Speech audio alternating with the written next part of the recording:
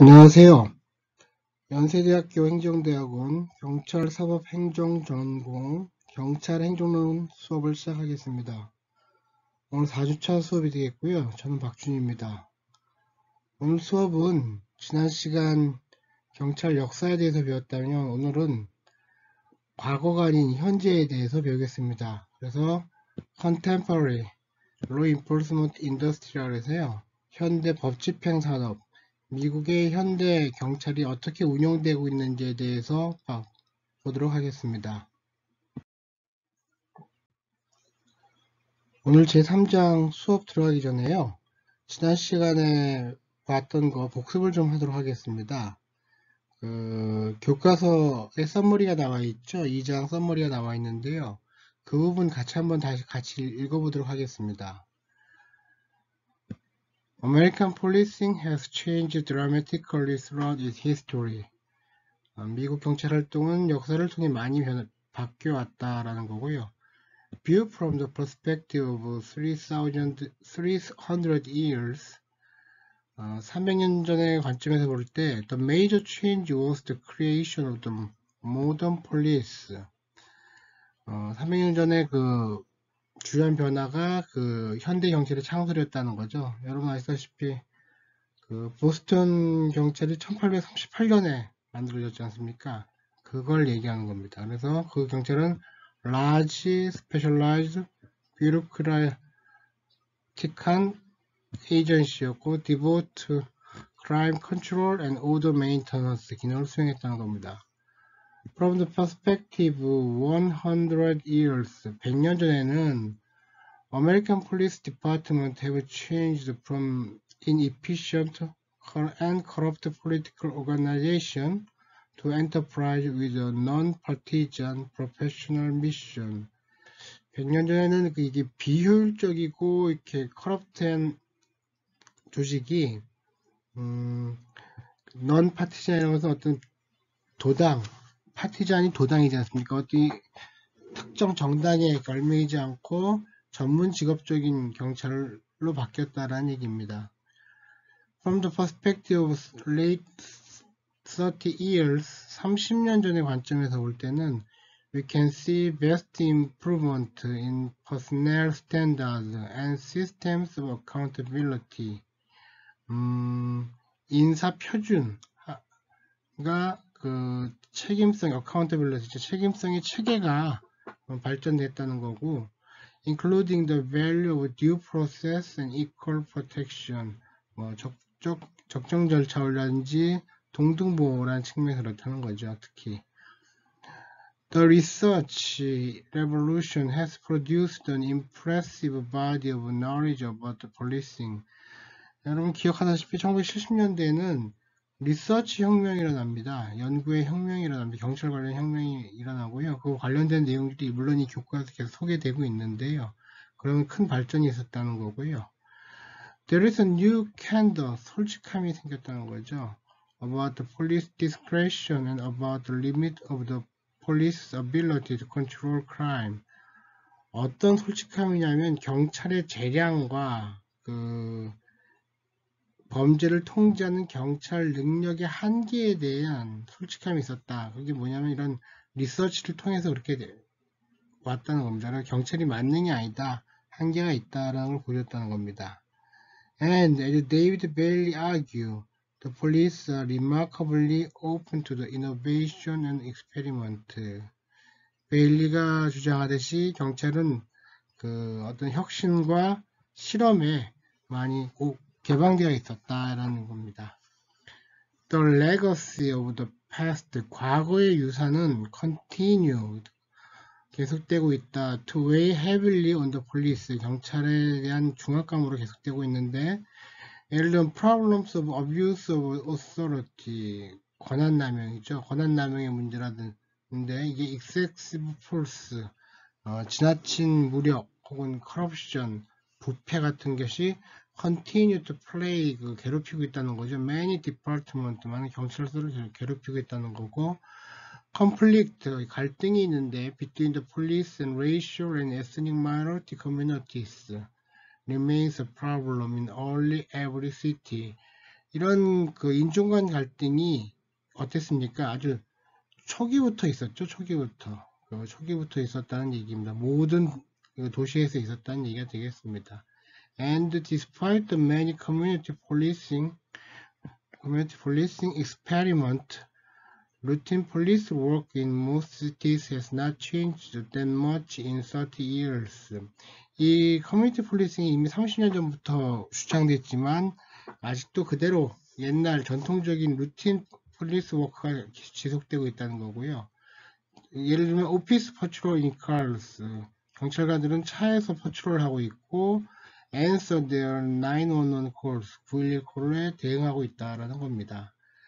In comprehensive review of recent development in policing, 최근 경찰 활동에 대한 그 어떤 평가에 의하면 스테판 메스트롭스키 conclude that the patrol officers of today can be expected to do their job by and large as they did a decade ago and as they will do a decade hence. 몇십 년 전에 그렇게 했듯이 앞으로도 그렇게 할 것 같다라고 얘기하는 겁니다. History, 역사는 offers many lessons about the American police. 많은 교훈을 주고 있는데 it dramatizes the fact that policing is always changing. 경찰도라는 것이 막 계속 바뀌고 있다는 거죠. Some of these changes are the result of planned innovation. 어떤 변화들은 플랜드한 계획된 이노베이션의 결과인 반면에 while others are the result of external social changes, 외부적인 사회 변화에 따른 변화다. 뭐 예를 들면 대법원 판결 그런 게 대표적이겠죠. 외부적인 변화라는 것은.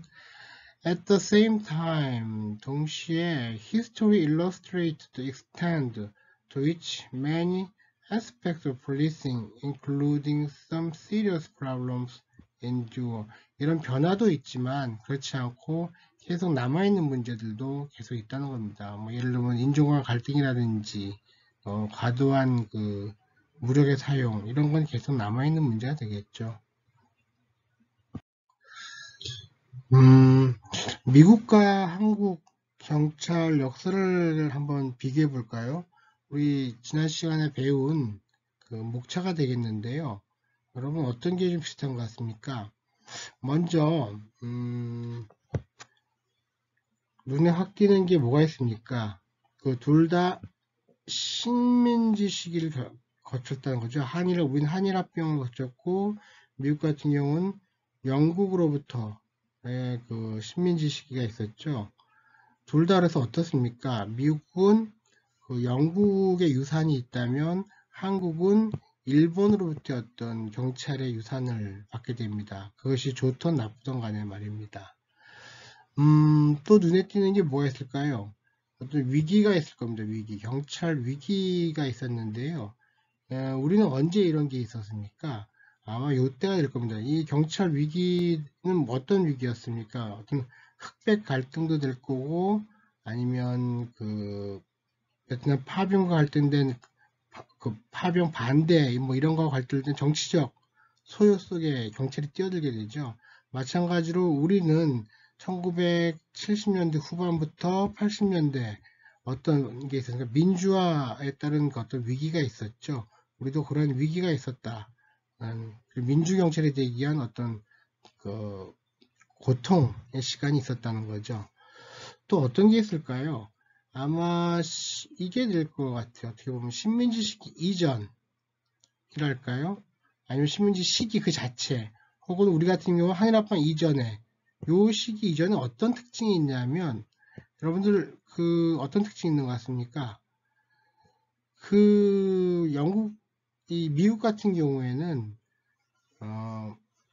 이걸 자경주의라 그럽니다, 여러분. 자경주의. 그 영어로 그 비졸렌티즘이라 그래갖고요. 그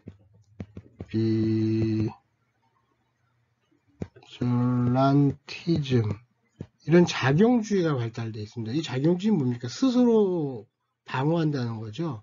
그 총을 갖고서 어떻습니까? 자기를 방어하게 겁니다. 서부 영화 같은 거 보면 많이 나오지 않습니까? 이런 식으로 자경주의가 발달되다 보니까 경찰들도 어땠습니까? 초반부터 무장을 강하게 했습니다. 우리 보스턴 경찰이 언제 세워졌을까? 1838년에 세워지잖아요. 1838년에. 처음에는 이런 무기가 없었지만, 처음에는 없었는데, 이후 바로 무장이 되죠. 미국의 경찰들이. 근데 우리는 그런 정도까지는 가지 않습니다. 왜냐하면, 특히 우리는 자경주의보다는 어떻습니까? 중앙 집권화가 발달되어 있습니다. 그러니까 과거 얘기합니다. 중앙 집권화되어 있어 갖고 이런 차이에 의해서 사인에 의한 어떤 형벌 이런 게 좀 많이 자제되는 거죠. 그러다 보니까 우리는 어떤 총기 같은 것이 민간에 의해서 소유되지는 않습니다. 그런 차이가 있을 것 같고요. 지금까지 내려오는 걸 보면 어떻습니까? 현재 전반적으로 미국의 경찰 활동은 어떤 분권화된 경찰 활동이라고 얘기를 할 수 있을 겁니다. 반면 우리의 경찰 활동은 집권화되고 있는 집권화의 형태를 띠고 있는 경찰 활동이었다. 역사적으로 이렇게 볼 수가 있을 거예요. 심지어 우리는 지금 현대뿐만이 아니라 한일합방 이전, 갑오개혁 이전의 어떤 삼국시대, 고려, 조선을 통해서도 우린 집권화된 비록 경찰권이 군사로부터 분리는 안 됐지만 전문 직업화는 안 됐지만 여하튼 중앙 집권화된 형태를 띠고 있었다는 겁니다. 그것이 아주 오래된 역사고요. 다만 최근 어떻습니까? 최근 오늘 좀 배우게 될 텐데요. 미국 같은 경우에는 이 분권화가 집권화되려는 움직임이 있습니다. 대표적인 게 어떤 겁니까?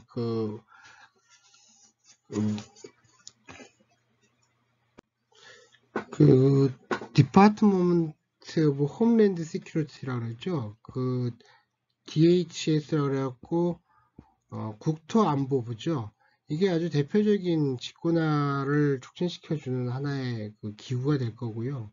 반면에 우리는 어떻습니까? 지금 집권화의 어떤 현 상태라면 우리는 분권화를 향해서 좀 나가려고 하고 있죠, 지금. 우리 대표적인 게 뭡니까? 자치경찰 같은 걸 도입하려고 지금 노력을 하지 않습니까? 이런 현상을 우리는 수렴이라고 합니다. 수렴 현상. 그러니까 원래 경찰 제도가 분권화되어 있던 경찰 제도가 집권화로 나가려는 거, 혹은 집권화되어 있던 경찰 제도가 분권화의 방향으로 나가는 거. 그래서 어느 한 점으로 서로 중간적인 위치로 가는 걸 우리는 수렴 현상이라고 얘기를 합니다. 이런 현상이 미국과 한국 모두에서 일어나는 현상이라고 볼 수 있겠습니다.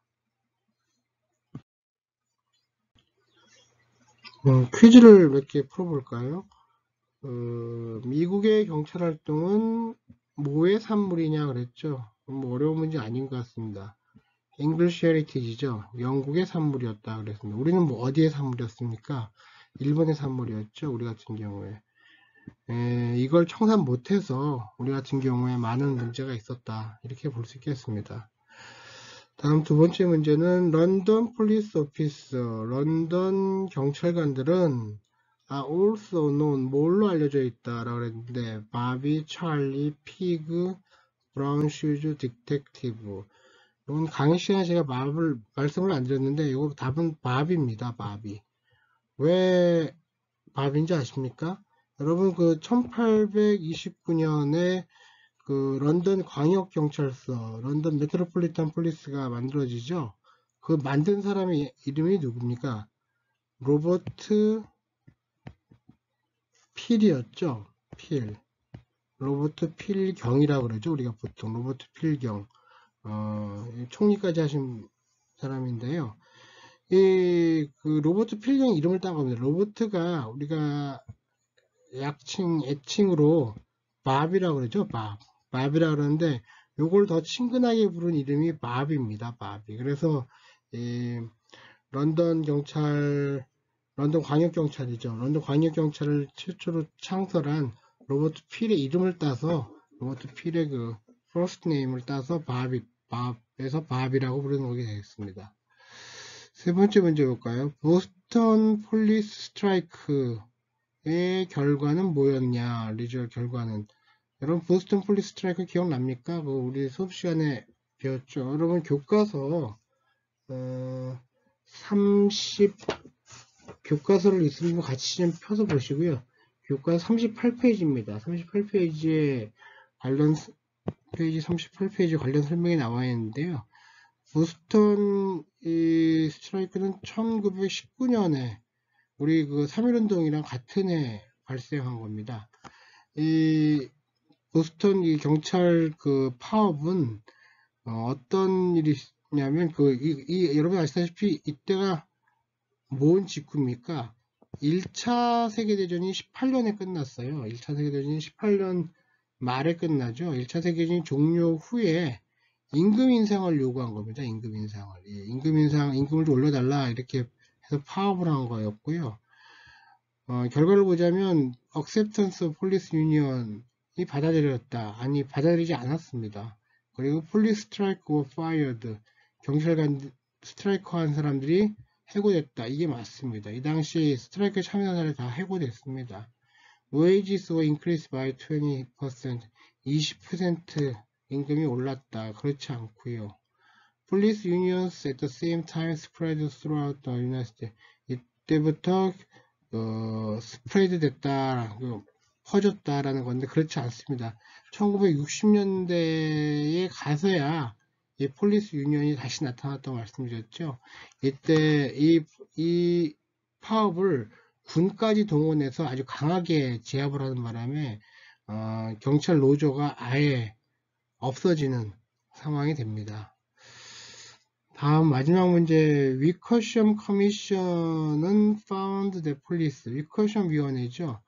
여러분 이거 기억나십니까? 이것은 여러분 교과서 페이지 40페이지에 하단에 보면 나오는 내용입니다. 여러분 그때 제가 설명을 드렸듯이 1929년이죠. 29년에 누구였죠? 후보 대통령이 만든 위원회였습니다. 이 위커션이라는 사람은 위원장입니다. 이게 의미가 있는 게 미국에서 최초의 어떤 경찰 관련 중요한 위원회가 되겠습니다. 이 위원회에서 어떤 일이 있었습니까? 뭘 발견했다는 거죠? routinely beat suspect, 용의자를 일상적으로 때린다라는 거. inflicted pain on suspect, 용의자 혹은 피의자에 대해서 고통을 가한다는 거. extracted confession은 진술을 갖다 끄집어낸다는 거죠. with the third degree from suspect, 용의자로부터. 이 third degree라는 것은 3도라는 것은 그냥 뭐 3도가 아니라 고문의 하나의 방법입니다. 고문이 1도, 2도, 3도를 해서 어떤 3도 고문을 통해서 confession을 받아낸다. 뭐 낮은 수준에서 높은 수준으로 가는 고문이겠죠. 이런 모든 것이 이 당시 위커션 위원회에서 발견이 됐습니다. 답은 D가 되겠죠.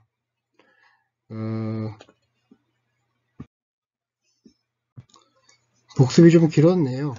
그럼 오늘 할 내용을 한번 잠깐 살펴볼까요? 현대 법집행산업 오늘 볼 거에서는 미국 법집행의 기본적 모습이 뭐냐라는 걸 갖다 산업적이고 국제적 관점에서 본다는 거고요. 그 다음 사이즈, 규모하고 범위, 스코프를 본다는 겁니다. 어떻게 되냐라는 거죠. 그 다음 미국 경찰의 가장 큰 특징인 분절화 이슈에 대해서 한번 보는 거고, 당연히 자치경찰에 대해서 한번 살펴봅니다. 그리고 특이한, 아주 미국 제도에서 특이한 제도인 카운티 셰리프, 매우 특이한 제도입니다. 군 보안관이라고 해석되기도 하고 그냥 군 셰리프라고도 하긴 합니다. 카운티 셰리프에 대해서 살펴볼 거고요. 그 외에 일반적인 경찰 외 기타 지방 기관들이 있습니다. 뭐 컨스터블 해갖고 주 법집행기관, 주경찰이죠. 주경찰 같은 경우가 있는데 이렇게 살펴볼 거고요. 그 다음 연방법집행기관, 지금까지 본 경찰들은 어쩌면 주나 혹은 로컬 폴리스인데요. 연방법집행기관이 어떤 거 있는지 볼 거고, 그와 더불어 민간경비산업 같이 볼 것이고요. 그 다음 우리 미국의 좀 특징이 되겠습니다. 우리와 좀 다르죠. 이 분절화된 분권화된 혹은 국가에서 나올 수 있는 이걸 통제하기 위한 수단으로서 어떤 최소 기준을 경찰에 부여하는 겁니다. 연방정부, 주정부 혹은 특별한 기관에서 부여하는 인가제도, 요거에 대해서 살펴보도록 하겠습니다. 그럼 제1절 미국 법 집행의 기본적인 모습을 한번 보겠습니다. 여러분 교과서를 펴셔서요 61페이지를 좀 같이 보시죠. 제가 61페이지에 처음 나온 내용이 전반적인 교과서 내용을 잘 설명하고 있기 때문에 한번 읽어보도록 하겠습니다.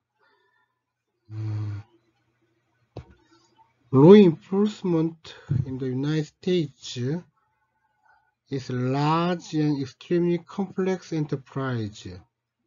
There are almost 18,000 federal, state, local agencies. 18,000개의 연방, 주, 로컬, 지방기관들이 있다는 거죠. Along with the private security industry that employs more than millions additional people. 하지만 이보다 더 많은 수의 민간 경비 산업이 있다는 얘기입니다. Several basic features characterize the law enforcement industry. Most important is the tradition of local political control. 가장 중요한 특징이 뭐랍니까? 그 지방 정치 통제의 전통이라는 겁니다. 미국 경찰의 지역에서 통제라는 거죠. 곧 무슨 자치경찰이라는 얘기가 되겠습니다. The primary responsibility for police protection rests with local government. 지방 정부에 의해서 어떤 책임이 정해진다는 거죠. Cities and counties. This tradition was inherited from the England during the colonial period. 그 식민지 시대의 영국의 유산이라는 겁니다. 이것이. 하지만 지금의 영국은 어떻습니까, 여러분? 영국은 상당히 중앙에서 통제가 강합니다.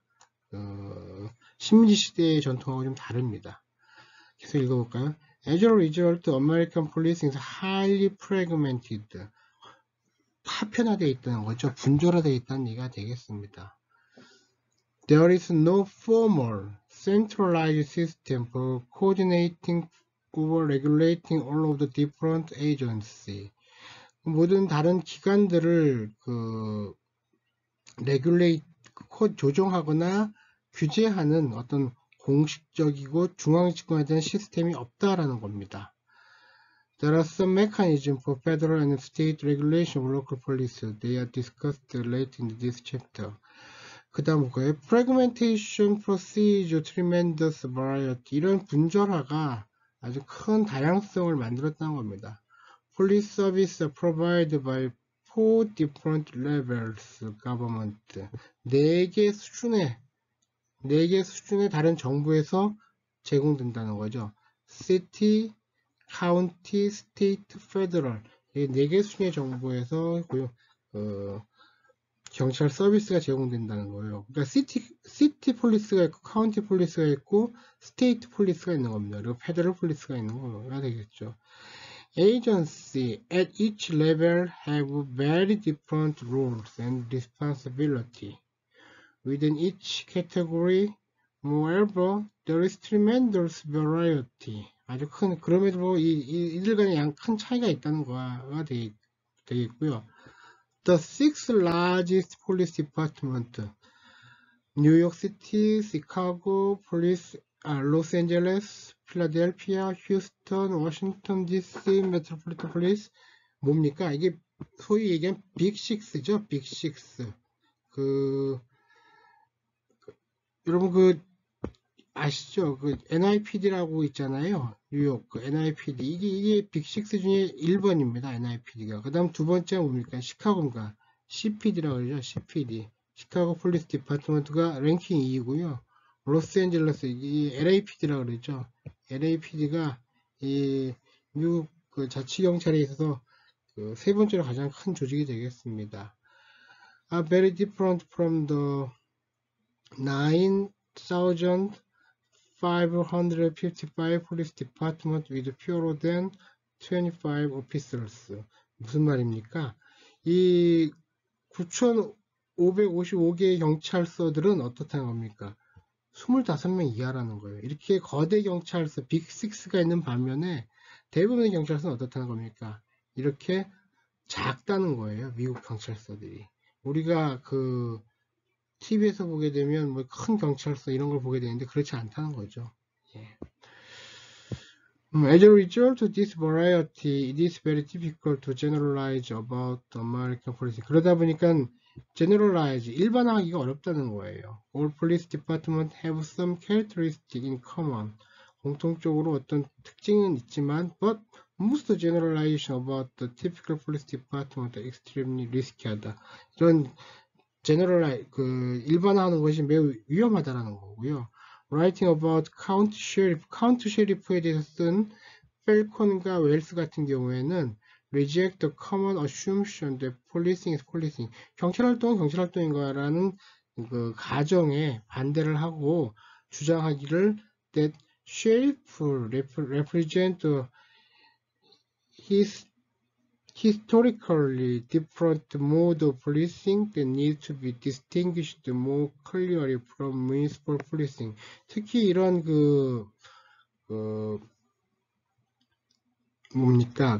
셰리프 같은 경우에는 일반적인 자치경찰하고는 많이 틀리다라고 펠콘과 웰스가 이렇게 얘기했다라는 얘기가 되겠습니다. 여튼 요는 뭐냐면 미국 경찰 활동이 매우 다양하다는 게 되겠고요. 특히 소규모적인 경찰서, 아주 작은 경찰들이 아주 많다라는 의미가 되겠습니다. 미국 법 집행의 기본적인 모습을 계속 보겠는데요. 여러분 교과서 62페이지입니다. 62페이지 한번 보실래요? 거기 표 3-1 있죠? 보시게 되면 크게 어떻게 나눕니까? Government Agency에 속한 경찰이 있고 Private Security에 속한 에이전시들이 있죠. 이렇게 크게 두 개로 나눌 수 있고요. 특히 Government에 속한 조직은 로컬 조직이 있고 스테이트 조직이 있고 페더럴 조직이 있습니다. 그 외에 두 개 조직이 더 있습니다. 이 스페셜 디스트릭트 폴리스라 해갖고 공립학교라든지 교통경찰 혹은 대학에 있는 경찰들을 얘기하고요. 그리고 여기 있는 네이티브 아메리칸 트라이블 폴리스는 인디안 자치구역 내에 있는 경찰을 얘기합니다. 이 두 개는 이번 저희 교과서에서는 크게 안 다루고요. 기본적으로 이 세 개, 여기 있는 세 개 경찰이 주된 관심이 되겠습니다. 교과서에 보게 되면 저희 산업적 관점, 인더스트리라는 관점을 취하고 있는데, 이건 저자는 이렇게 함으로써 좀 더 컴프리hen시브하게 좀 넓게 볼 수 있다라는 겁니다. 이렇게 해서 이런 프라이빗 분야까지 볼 수 있다는 얘기가 되겠고요.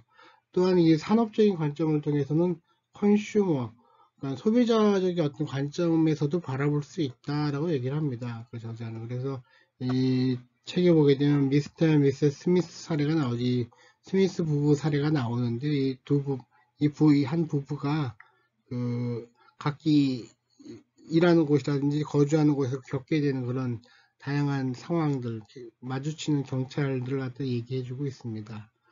한편 국제적 관점에서 보게 되면 이 비교가 가능한데요. 영국 같은 경우에는 43개의 지방청이 있습니다, 여러분. 특히 영국의 이 43개 중에 2개는 런던에 있는데요. 우리 좀 전에 얘기 들었듯이 런던 메트로폴리탄 폴리스가 있잖아요. 그것이 런던 광역경찰서, 이게 전통적인 경시청입니다. 그리고 런던에는 우리 같은 뭐랄까요, 런던 내부, 런던 도심 경찰이라고, 우리 같으면 남대문, 중부 종로경찰서 정도에 해당하는 그런 경찰서가 또 하나 있습니다. 런던에는. 그래서 런던에는 2개의 경찰서가 있고요. 여하튼 중요한 것은 런던 같은 경우에는 이 홈 세크레터리, 그러니까 홈 오피스죠. 내무부 장관이 있는데 이 사람이 43개의 지방청을 모두 통제하고 있다는 겁니다. 그리고 특히 유의할 것은 영국에는 물론 법무부가 있습니다. 따로 있지만 영국의 홈 세크레터리가 미국의 법무부 장관 역할과 준하게 역할을 하고 있다라는 의미가 말이 있습니다. 실제 비슷하고요.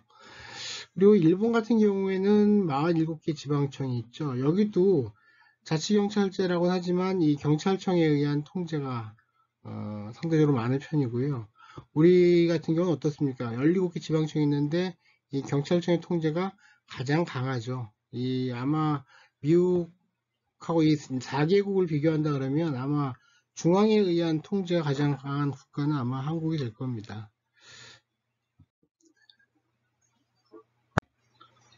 다음은 2절 법집행 산업의 규모와 범위에 대해서 보겠습니다. 우리 앞에서 미스라는 거 봤죠? 미스. 잘 안 보이네요. 기억나십니까? 신화가 있다 그랬잖아요. 신화. 마찬가지로 이런 신화가 경찰 기관 숫자에 있어서도 있었다는 거예요. 경찰 기관의 숫자가 4만 개였다는 거죠. 1967년에 유명한 대통령위원회가 있었는데, 법집행위원회가 있었는데, 여기서 4만 개라고 보고를 합니다. 그만큼 잘 몰랐다는 거죠. 근데 그 후에 잘 세어보니 한 1만 8천 개가 맞더라라는 겁니다. 여러분 책 교과서 63페이지 표 3-2를 보게 되면 몇 개가 나와 있습니까? 17,876개의 기관이 있다 이렇게 얘기하죠. 그리고 총 경찰관 숫자는 몇 명이랍니까? 약 100만 정도가 되겠네요.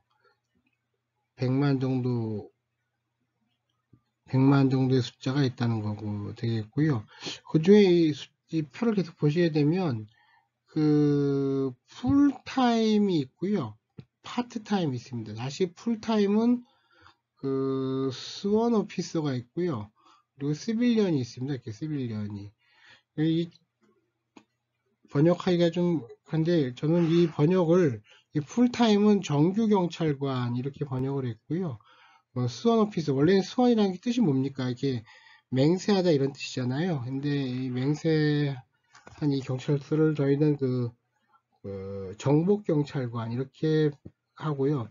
이거는 민간인이라고 합니다. 그러니까 경찰서에 이 정복경찰관만 있는 게 아니라 이 민간인이 상당수가 됩니다. 예를 들면 수원 오피스가 얼마나 됩니까? 풀타임은 70만 정도가 있다고 얘기를 하잖아요. 근데 반면에 11년도 34만 정도가 있습니다. 상당히 많은 숫자죠. 그렇게 파트타임 같은 경우에도 수원 오피스가 45만이 있고요. 시빌리언이 59만이 있습니다. 여러분들 어떻게 이렇게 파트타임이 많나 싶은데 미국 경찰관 같은 경우에는 투잡을 갖고 있는 경우도 꽤 됩니다. 그러니까 며칠은 경찰 근무를 하지만 또 다른 경우에는 다른 업무를 한다든지 이런 식의 어떤 파트타임 근무자도 있는 겁니다. 정복경찰임에도 불구하고. 여기서 이제 강조한 게 뭐냐면 전형적인 경찰서는 매우 작다라는 거예요. 9명 이하인 경찰서가 48.9%라는 겁니다. 여기 이거 보시겠습니까?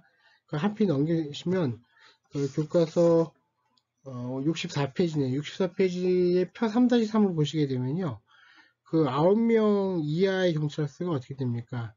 이렇게 퍼센티지가 나오죠. 이게 48.9%입니다. 거의 50% 절반가량의 경찰서가 어떤 겁니까? 사람 숫자가 인력이 9명 이하라는 겁니다.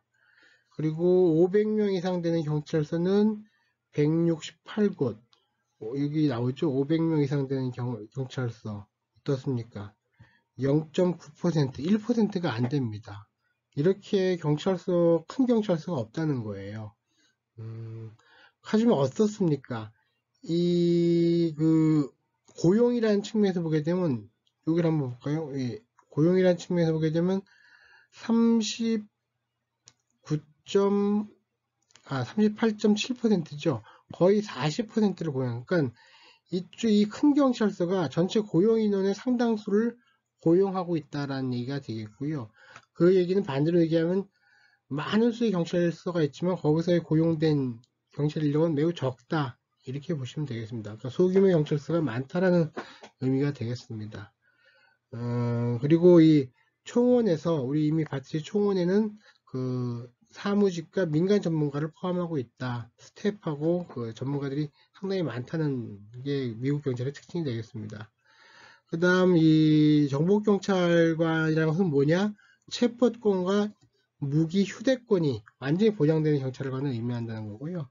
여러분 뭐 다 아시겠지만 책에는 authorized strength 정원하고 그 currently employed 된 현원하고의 차이를 구분해라 이렇게 얘기가 있고 대략 미국 같은 경우 한 5% 정도 차이가 있다고 얘기를 합니다.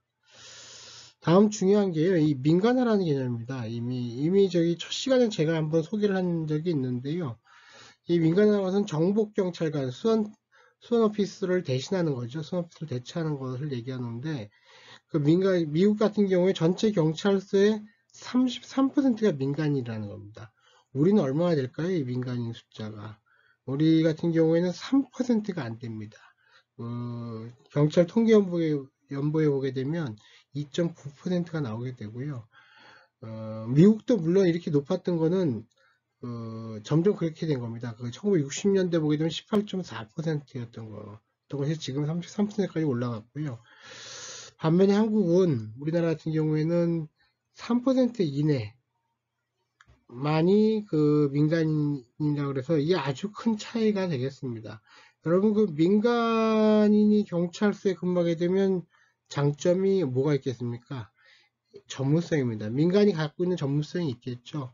그리고 비용이라는 측면에서도 장점이 있습니다. 예를 들면 민간인 경찰서 근무한 민간인한테 뭐 총이라든지 아니면 뭐 장비라든지 아니면 제복 뭐 이런 거 지급할 필요가 없지 않습니까? 그런 측면에서 어떤 전문성과 비용 모두 장점이 있다라는 겁니다. 물론 단점도 있겠죠. 단점은 아마 어렵지 않게 여러분 스스로 생각할 수 있지 않을까 싶습니다. 다음 경찰 인구 비율입니다. Police Population Ratio인데요. 인구 1,000명당 1,000명당 경찰관 수가 기준이 되는데 미국이 한 2.3명 되고요. 우리 한국은 어떻습니까? 대략 2.4명 정도 된다고 보입니다. 우리 경찰관 숫자 있지 않습니까? 11만 8천 명 대비 우리 인구 5천만 대비하게 되면 대략 2.4명이 나오겠습니다. 이게 계산이 뭐 공식으로 나온 건 아닌데요. 대략 이렇게 보는 게 맞을 것 같습니다. 다음 경찰 보호비용이라는 게 있는데요. 경찰 보호비용 뭐냐면 결국 경찰 예산을 얘기하는 겁니다. 미국 같은 경우는 554억 달러, 우리 돈으로 한 60조 원 된다는 거고요. 여러분 알다시피 이 경찰은 매우 노동 집약적인 산업입니다. 실제. 인건비가 어떻습니까? 거의 80% 이상 나가죠. 85, 90% 나간다라는 거고요. 우리나라 어떻습니까? 약 10조 원의 경찰 예산, 10조 원이 넘죠 좀. 10조 원이고 그 중에서 우리도 한 80%가 인건비로 나가고 있습니다. 다음은 미국 경찰의 특징인 분절화 이슈, 프래그멘테이션 이슈에 대해서 보겠습니다. 여러분 교과서 페이지 67페이지고요. 67페이지를 보시면 exhibit 3-4가 나오죠. 이 그림은 1967년 대통령위원회에서 보고서 상에 나와 있는 오래된 거죠. 나와 있는 그림이 되겠고요. 당시에 디트로이트 경찰 관할에 대해서 그림으로 나타냈습니다. 여기 85개의 기관이 있는데요. 보시다시피 반 정도가 20명 미만의 경찰관을 고용하고 있습니다. 특히 여러분 그림을 잘 보시게 되면 어떻습니까? 이렇게 빈 곳이 많죠. 빈 곳이 경찰서가 이렇게 많음에도 불구하고 빈 곳이 많습니다. 또 어떻습니까? 이런 곳은 막 경찰이 막 모여 있죠. 경찰서가 이런 것이요. 경찰서가 많이 모여 있습니다. 이런 식으로 분절화되다 보니까 또 체계적으로 경찰서가 있는 게 아니라 있는 곳은 있고 없는 곳은 없는 식으로 이렇게 조정이 안 되고 있다는 겁니다. 그래서 어떤 문제가 나타나냐 했을 때 협력 부족의 문제가 나타난 겁니다. 이게 잘 얘기하는 건데 criminals do not respect political boundary.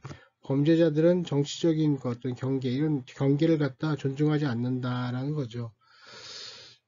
결국은 이런 행정적인 관할이 실제 어떤 범죄 발생을 쫓아가지 못한다는 것입니다.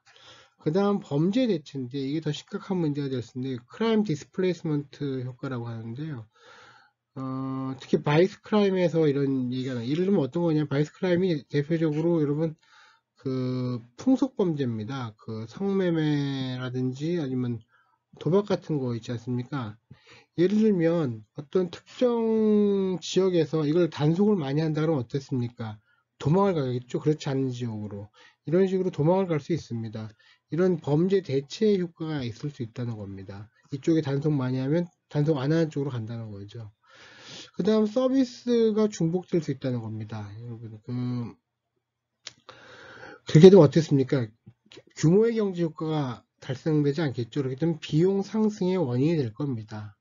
그 다음 또 하나 문제는 좀 전에 범죄 대체랑 비슷할 수 있는데 일관되지 않은 기준, 경찰서마다 그 어떤 적용하는 기준이 다르다 보면 어떤 그 법 집행의 어떤 일관성이 확립되지 않는다는 거죠.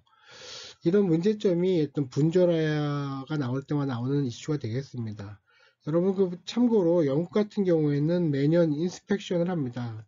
그래서 이걸 통해 갖고 1등부터 그 43개 경찰서에 대해서 1등부터 꼴등까지를 쭉 이렇게 일렬로 세우게 됩니다. 그거에 따라서 그 재정적인 인센티브를 가하고 있는데 이런 게 그 어떤 그 중앙에 의해서 조정이 가능하겠죠. 근데 미국은 이런 게 전혀 있을 수가 없다는 얘기가 되겠습니다.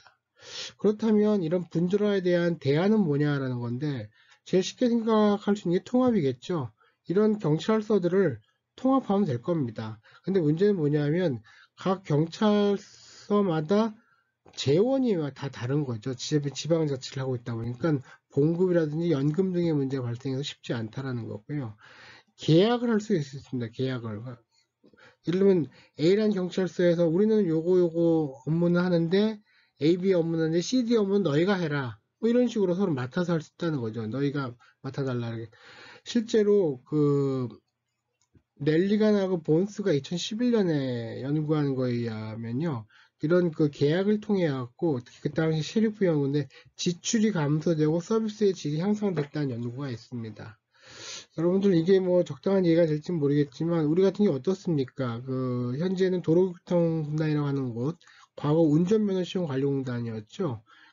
이게 통합이 됐습니다. 통합이 됐는데 이름을 이렇게 통해서 어떻게 합니까? 규모의 경제 효과가 나타나는 게 되겠죠. 근데 문제는 분절화가 되면 이렇게 우리가 얘기한 이런 문제점이 있을 것 같은데 실제 그러냐라고 했을 때 그렇지가 않더라는 연구가 있는 겁니다. PSS 연구 여러분 혹시 기억납니까? 폴리스 서비스 스터디라고 그 일장에서 여러분 911 테러할 때 911 신고 전화 분석한 거 있었죠? 그때 19%만이 어떻다고 그랬습니까? 이게 범죄와 관련성이 있다 그랬잖아요. 요거 그 당시에도 PSS 연구가 있었습니다. 다시 똑같은 PSS 연구인데요. 이 PSS 재단인데 여기서 연구한 바에 의하면 비공식적인 상호 지원이 일반화되어 있다라는 겁니다. Informal Inter-Agency Assistance is common이다. 이렇게 결론을 내리고 있습니다. 이게 뭐냐면 의외로 그런 문제가 심각하지 않더라라는 겁니다. 이렇게 공식적으로는 조정이 안 되는 것 같지만 비공식적으로 조정이 잘 되고 있다라는 거고요. 그리고 또 재밌는 얘기는 이 작은 경찰서 있지 않습니까? 이런 작은 경찰서는 인력이 작다 보니까 거의 모든 인력이 어디로 갑니까? 거리로 나갑니다. 도로에 있게 되고 그러다 보니까 좀 더 빠른 서비스를 할 수 있다는 겁니다. 그러니까 웬만한 사람은 내근이 없다는 거예요. 다 외근을 한다는 거죠. 작은 경찰서는. 그러다 보니까 낫다고 오히려 큰 경찰서 같은 경우에는 그 규모의 경제 효과가 나타나야 될 건데 오히려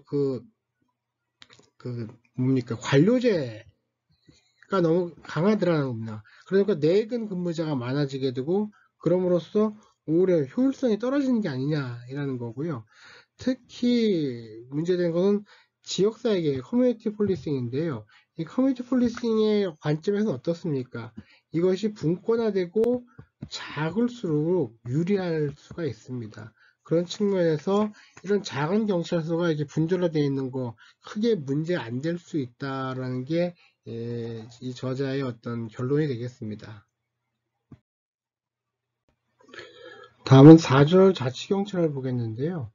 여러분 미국에서 대부분의 어떤 시경찰이라든지 이런 대부분의 70% 이상의 기관들은 다 자치경찰입니다. 그렇게 되어 있고요. 그리고 심지어 정복경찰의 60%는 자치경찰이라는 겁니다.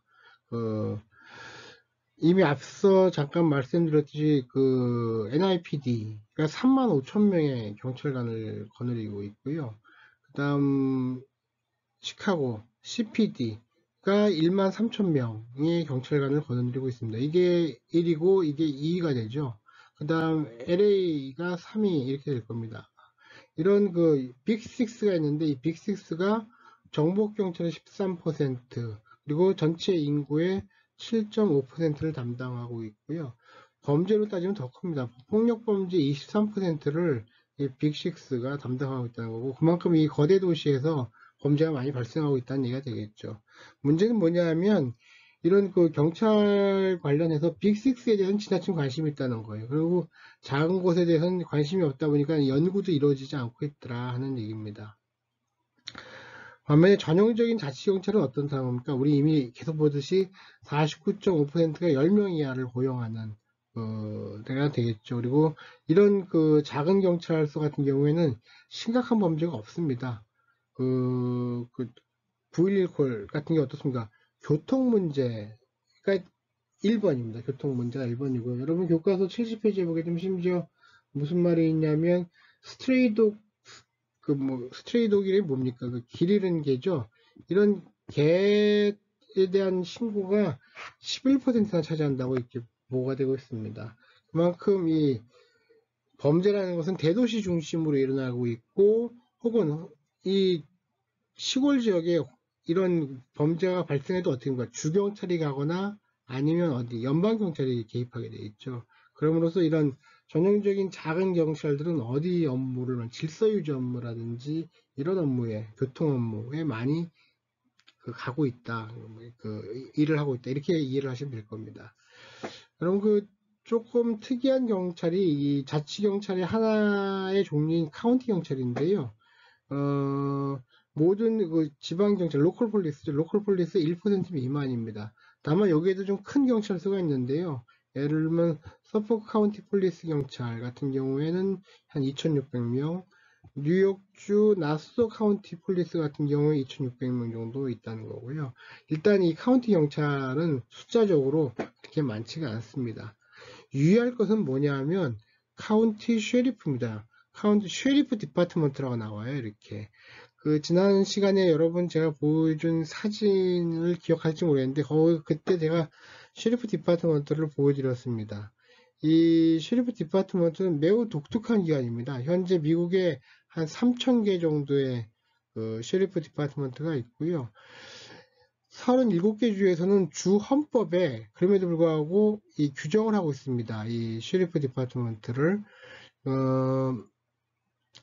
그리고 2개 주를 제외하면 모두 뭘로 선출되냐? 선거로 선출이 됩니다. 그러니까 매우 정치적인 자리가 되겠습니다. 그러니까 로드 아일랜드 주 같은 경우는 임명하고 하와이는 주 대법원장 임명한다 그러고요. 이 2개 주를 빼놓은 35개 주에서는 모두 선거로 셰리프의 장을 뽑고 있습니다. 그래서 정당 활동에 당연히 직접 개입하게 될 거고요. 셰리프는 어떻습니까? 그랬다 보니 시골 지역에서는 그야말로 왕입니다. 왕. 이 셰리프가 그런 위치를 차지하고 있고요. 그렇다면 셰리프의 역할은 어떻게 되겠느냐 하는데 여러분 교과서 71페이지 잘 안 보이시죠? 여기 71페이지 나와 있는 표 3-5가 되겠는데요. 이 사람들도 마찬가지로 루틴 퍼트롤을 합니다. 일반적인 수찰 업무를 하게 되고요. 특징적인 것은 뭐냐 하면 범죄 수사도 이렇게 하게 되는데 특징적인 것은 프로세스 서빙이라든지 코트 시큐리티 같은 거를 합니다. 혹은 제일 오퍼레이션 구치소죠. 구치소에 대한 어떤 수감이라든지 이런 활동들. 그러니까 이 셰리프는 법 집행 역할도 하지만 법원이나 교정 관련한 업무를 담당하고 있다는 특징이 있습니다. 그러니까 우리가 알고 있는 순수 경찰 업무 외에 다른 형사법 기관의 업무까지도 같이 겸하고 있는 경우가 많다는 거고요. 특히 도시 지역에서는 이 법 집행 업무보다는 민사, 법원 업무를 더 많이 하는 경우도 있다라는 겁니다. 그리고 76%는 교도소 카운티 교도소를 운영하고 있다라는 거가 되겠습니다. 리 브라운의 4개 모델이 있는데요. 이건 뭐 완전 서비스 모델, 어떤 하는 일에 따라서 나온 겁니다. 법 집행, 법원, 교정, 이 모든 일을 하는 완전 서비스 모델이 있고, 법 집행만 하는 경우가 있고, 법원 관련 업무 하는 경우 있고, 그리고 법 집행 외 모든 업무를 하는 4가지 유형이 있다라는 건데 참고만 하시면 되겠습니다. 그리고 기관 규모로 볼 때 큰 기관은 드물고요. 대부분 작은 규모라는 거고, 29%가 10명 미만을 고용하고 있다라는 건데, 예외적으로 로스앤젤레스 카운티 셰리프 디파트먼트 같은 경우에는 엄청 크죠. 거의 10,000명 가까운 사람이 고용되어 있습니다. 예. 지역별은 기타 지방 기관을 좀 보겠고요. 컨스터블 좀 보겠습니다. 컨스터블 여러분 좀 전에 본 셰리프와 마찬가지로 식민시대 유산입니다. 아주 소수만 남아 있고요. 컨스터블은 선출직도 있고요. 임용직도 같이 있습니다. 이 또한 주 헌법에 의해서 규정되는 거고요. 셰리프와 좀 유사하게 법원에서 업무를 지원하고요. 영장 전달, 죄수 호송 이런 업무도 맡고 있습니다. 컨스터블은 어떤 뭡니까 일반적인 법 집행 업무보다는 이런 사법 업무, 법원 업무에 좀 많이 치우쳐 있는 경향이 있습니다.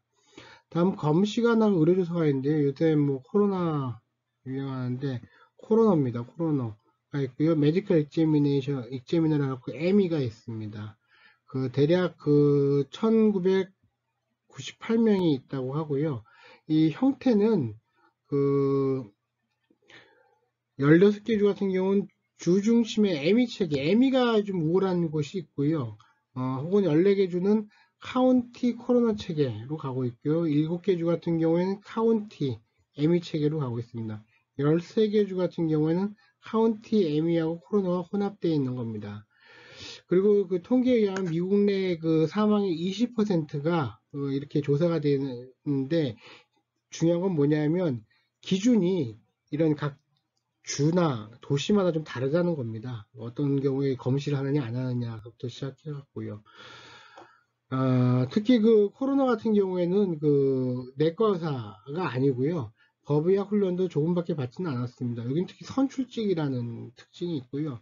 의료조사관인 에미 같은 경우에는 의사이고요. 법의학 훈련도 받았습니다. 또한 이건 임명직이 되겠습니다. 특히 여기는 의학적 측면 사망조사를 하는 게 되겠고요. 과거 우리 비유가 적절할지 모르겠는데 3파와 산부인과 의사라고 할까요? 이런 식의 어떤 좀 더 이쪽이 좀 전문성이 좀 높다 이렇게 보시면 되겠습니다. 의료조사관이.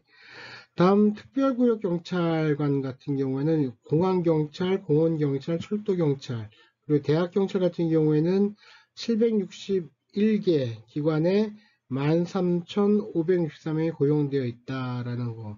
이건 UCR 보고서. 여러분 UCR 보고서 기억납니까? 어디였죠?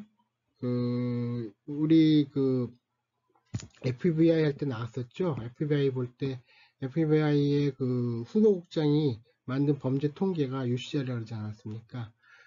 거기서 나온 출처가 되겠습니다. 다음 부족경찰이 있죠. 이건 미국 인디안 자치지역에 있는 경찰관이 되겠고요. 상당한 자치권이 보유되어 있고요. 330개 보호구역 중에 220개 부족경찰관이 있다 정도 아시면 되겠습니다. 그 다음 주 법집행기관인데요. 주 같은 경우, 이 스테이트 같은 경우에 말입니다. 의외로 주마다 좀 다릅니다. 우리 같으면 일관된 게 있는데 주는 주 경찰이 있고요. 고속도로 순찰대가 있고 주 수사기관이 있습니다. 그러니까 수사기관은 이게 3가지 유형이 있는데요. 여기에는 현재 지금 93,000명 정도의 정규경찰관이 있고요. 1000명, 1000명 이상의 그 기관은 20개 정도 된다는 거고요. 그 5개 기관 같은 경우는 500명 이하다라는 겁니다. 그래서 그 의외로 작은 기관도 있다라는 겁니다. 주경찰이라고 해서 모두 다 크진 않다라는 거고요. 가장 큰 주경찰 같은 경우에는 캘리포니아 고속도로 순찰대, 그래서 7000명, 그리고 뉴욕 주경찰이 4800명 정도 이렇게 있다는 겁니다.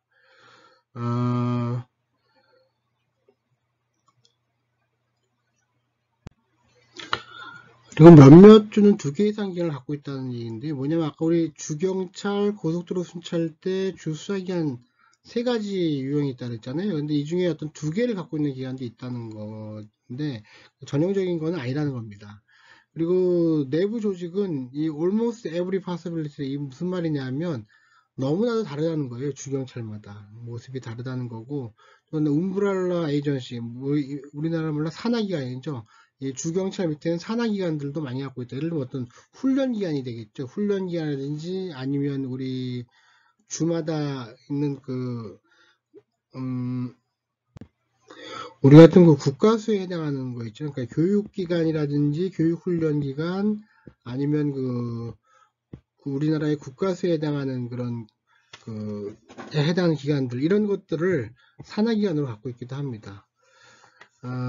그리고 이 주법집행, 이 주경찰 같은 경우에는 고속도로 당연히 우선권을 가지고 있고요. 수사권한 또한 일부 갖고 있다라는 겁니다.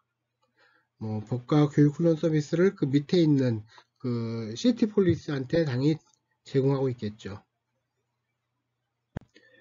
여하튼 그 주경찰 같은 경우에는 의외로 50개 주의 그 각 경찰 양태가 주경찰의 양태가 다양하다.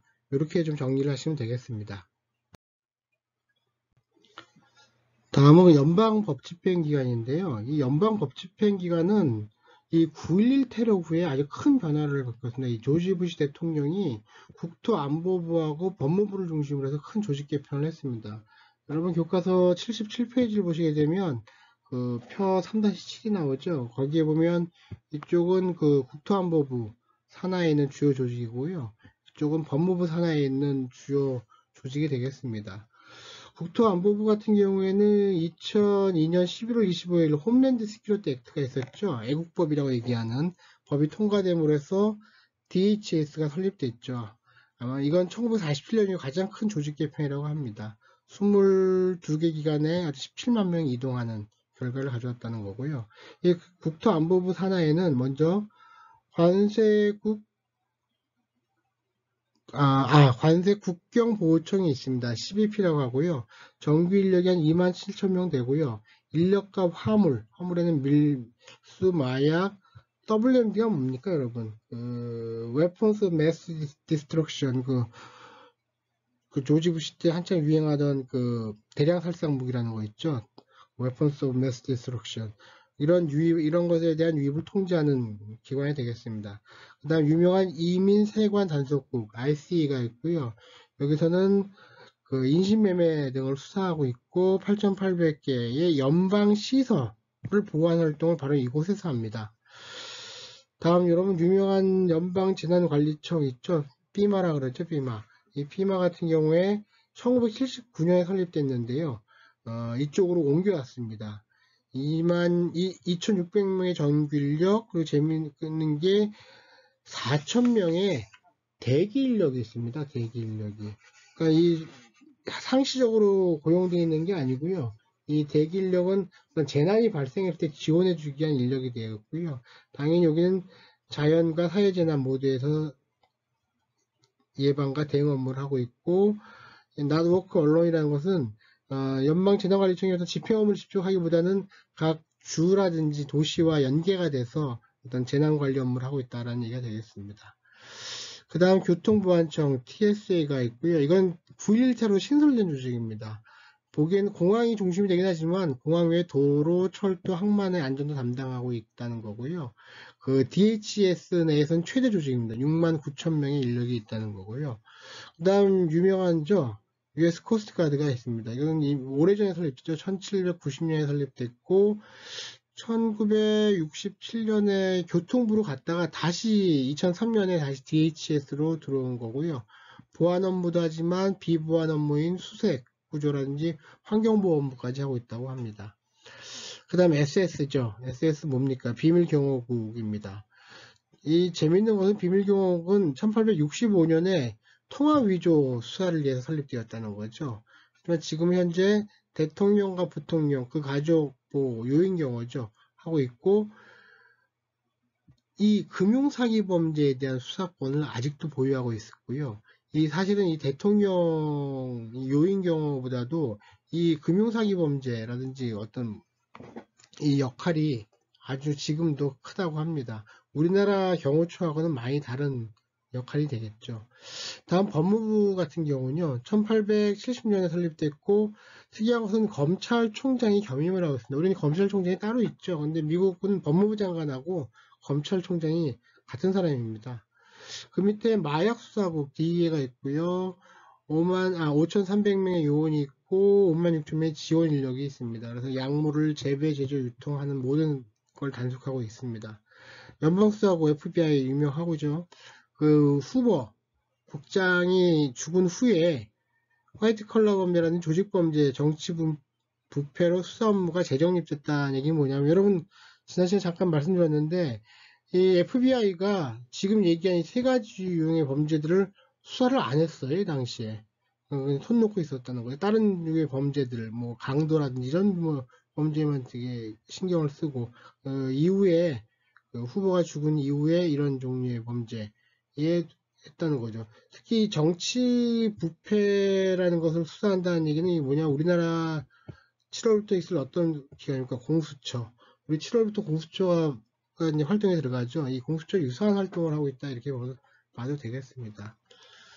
9.11후에 또 10개의 우선 업무를 발표했다는 거고요.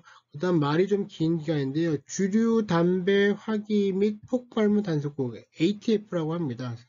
약어로 2003년 재무부에서 이관된 기관입니다. 원래 이건 세금을 걷기 위한 기관인데요. 그 후에 법무부로 오면서 무기 밀매 수사라든지 폭발물 산업 규제, 주류와 담배 조세 징수, 아직도 징수 업무를 한다고 합니다. 그 다음 많이 나오죠. US 마샬 서비스라 그랬죠. US 마샬 서비스. 그 연방 보안관이라고 보통 해석이 되는데 이게 맞는 해석일지 모르겠습니다. 우리나라에서는 대부분 연방 보안관으로 해석을 하고 있습니다. 연방 교도소에 대한 보안 업무를 담당하고 있고요. 특히 여기는 중요한 업무가 이겁니다. 수배자를 찾으러 다니는 거예요. 그 수배된 사람을 현상 수배된 사람을 찾으러 다니거나 아니면 뭐 탈주한 사람 찾으러 다니거나 이런 일을 하고 연간 35,000명을 체포한다고 합니다. 이것은 특히 여기가 특징적인 게 뭐냐면 증인보호 업무를 합니다. 그래서 1971년 이후에 7,800명의 증인에게 새 신분증하고 주거지를 제공했다 이렇게 알려져 있습니다.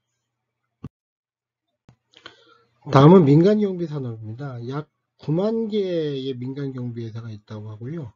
여기서 200만 명이 고용되어 있다고 합니다. 공공경찰, 지금까지 본 공공경찰보다 민간경비에 한 2배 더 지출이 이루어져 있다는 거고요. 여기에도 빅6가 있다고 합니다. 시큐리타스부터 시작해서 ABM, ACSS까지 시장 점유율이 여기가 한 50% 점유하고 있다네요. 이 빅6가. 여기 공공경찰하고의 차이는 뭡니까? 여기서는 범죄 문제 이상의 소비자 만족을 꾀한다는 거고요. 어떤 그 인력에 대해서 해고나 벌금을 매긴다든지 하는 식으로 재량권이 많다라는 겁니다. 그리고 이쪽은 체포 권한은 없죠. 그러다 보니까 예방에 초점이 일단 주어진다는 거고요. 개인 재산의 어떤 보호에 초점이 맞춰졌다는 겁니다. 여기 민간경비산업과 관련 이슈는 뭐냐면 인력 자질이 좀 낮지 않느냐라는 이슈가 있고요. 사실 인력의 문제는 미국 경찰도 사실은 얼마 전까지 많이 논란이 됐던 문제입니다. 지금은 많이 좋아졌지만. 그 다음 이 활동에 대한 규제가 좀 허술하지 않느냐라는 문제가 있습니다. 특히 세 번째인데요. 협력 문제입니다. 공공경찰하고 이 민간경비 간의 협력이 잘 이루어지지 않고 있다는 얘기고요. 이건 아마 우리 같은 경우도 많이 지적이 됐던 사항일 겁니다. 과거에. 그 다음 이 사람들이 책임성 문제가 있습니다. 특히 그 주요 시설의 85%를 이 민간 경비 산업에서 관리를 하고 있는데 그거에 대한 문제점이 있지 않느냐라는 거고요. 사실은 이 상황은 우리도 비슷합니다. 우리 한국 민간 경비업체 현황을 보시게 되면 그 지금 현재 한 16만 명 정도가 있습니다. 우리나라에는 16만 명 정도 있으니까 이미 그 공공경찰 숫자보다 더 많죠. 법인이 한 4,500개 정도 있고요. 업종은 한 5,300개 업종이 있어서 시설경비, 호송경비, 신변보호, 기계경비, 특수경비를 맡고 있습니다. 이 경찰 같은 경우에 이걸 어디서 맡고 있냐면 생안국에서 맡고 있죠. 생안국. 여기 좀 대비되는 것이 그 청원경찰입니다. 청원경찰 같은 경우에는 경비국에서 맡고 있죠. 같은 유사한 성격이지만 그 소관이 다르고요. 물론 이분들의 어떤 권한이라든지 장비 뭐 다 다르게 되겠습니다. 청원경찰 같은 경우에는 우리가 어떻습니까? 시설이 1801개소에 있다고 알려져 있습니다. 그 통계에 나와 있고요. 인원은 대략 12,885명, 18년 기준입니다. 경찰 통계연보에 나온 기준이 되겠고요. 사실 그 민간 경비 업체 고용 인력이나 청원경찰 인력을 다 합치면 거의 20만에 가깝습니다. 우리 공공경찰이 한 10만, 뭐 12만까지 갈 수도 있지만 10만 정도라고 칠 때 약 어떻게 보면 2배 정도 인력이 있는 거고요. 이건 우리 그 미국과 비교했을 때 유사한 상황이라고 볼 수 있겠습니다. 다음은 최소 기준에 대해서 한번 보겠습니다. 여러분 최소 기준이라는 것은 그 어떻게 보면 미국의 어떤 특유한 그 특징이 되겠습니다. 뭐냐면 미국은 알다시피 그 분절화되고 분권화되어 있지 않습니까? 그러다 보니까 이 분권화된 이 상황을 어떻게 하면 조정할 수 있겠느냐라는 겁니다. 조정하고 어떤 규율할 수 있겠느냐라는 건데 이런 문제에서 나온 게 어쨌든 최소 기준의 문제가 되겠습니다. 아시다시피 연방정부 같은 경우에는 어떻게 하고 있습니까? 대표적인 게 대법원이죠. 대법원이 판례를 통해서 우리 아시다시피 그 미란다 판결이라든지 맵과 오하이오 그 판결 혹은 그 테네시와 가너 판결 뭐 이런 판결들을 통해서 경찰이 어떤 작용을 갖다 제약하고 있죠. 그 다음 또 의회는 어떻습니까? 또 법을 만듭니다. 시빌 라이츠 액트 같은 거 만들기도 하고요. 그 법무부 같은 경우에는 보조금이라든지 기관소송을 제기하기도 합니다. 이제 기관소송 문제는 저희가 뒤에서 배울 텐데요. 법무부가 경찰을 상대로 해서 소송을 제기합니다. 그렇게 해서 그 경찰 간의 어떤 잘못된 부분을 바로잡게 하는 역할을 하기도 한다는 겁니다. 그 다음 그 주정부도 어떤 역할을 하게 되죠. 주 헌법이 있겠죠. 그 외 주의 어떤 특별한 형사 절차를 규정함으로 해서 어떤 그 일반 자치경찰을 갖다 제어할 수 있게 될 겁니다. 그 다음 특이한 게 있는데 어크레디테이션이라는 겁니다. 이 인가라는 건데 이 칼리라는 기관이 1979년에 생겼어요. Commissions on Accreditation on Law Enforcement Agency라고 그래갖고요.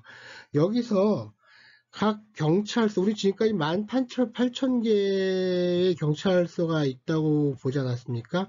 이 경찰서에 대해서 인가를 해줍니다. 그렇다고 이 모든 경찰서에 대해서 인가를 해주는 게 아니고요. 이 칼리가 갖고 있는 기준이 있습니다.